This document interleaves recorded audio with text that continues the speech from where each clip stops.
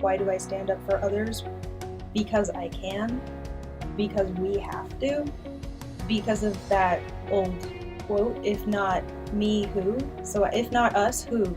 And if not now, when? To paraphrase that quote, I think it's really important that somebody stands up for those who cannot stand for themselves or have more difficulty standing up for themselves. So that really drives me. To stand up for myself personally, I think that's a lot more difficult, but depending on the situation, whatever emotion or need is making me stand up for myself or something, that will keep me going.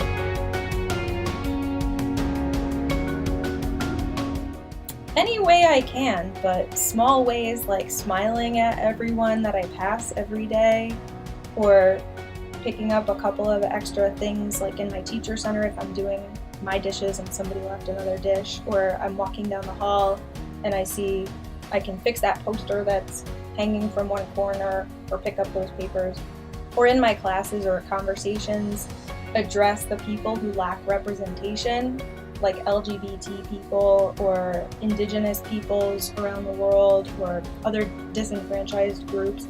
They are humans, they count, they should hear themselves being addressed, and other people should get used to understanding that we're all humans with we deserve equal rights. Myself, as a student, I was always proud of good grades, but really I think I look at my loved ones and their perceptions of me, and anything that makes my family and loved ones proud of me, that to me is something to be proud of too.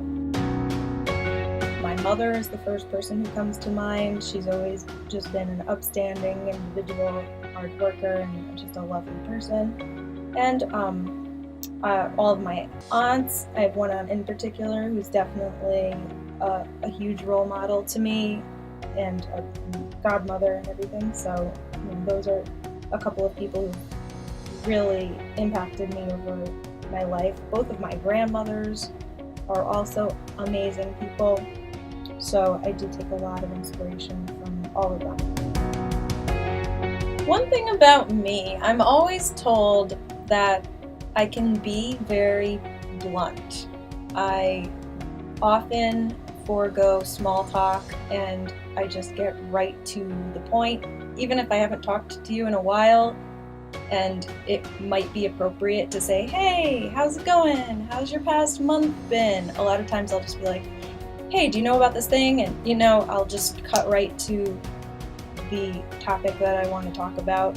And I don't know where I get that. Maybe it's reacting to a lot of people in my family doing the exact opposite and just making small talk, giving me a phone call and then talking about everything but what they called me for the first 45 minutes.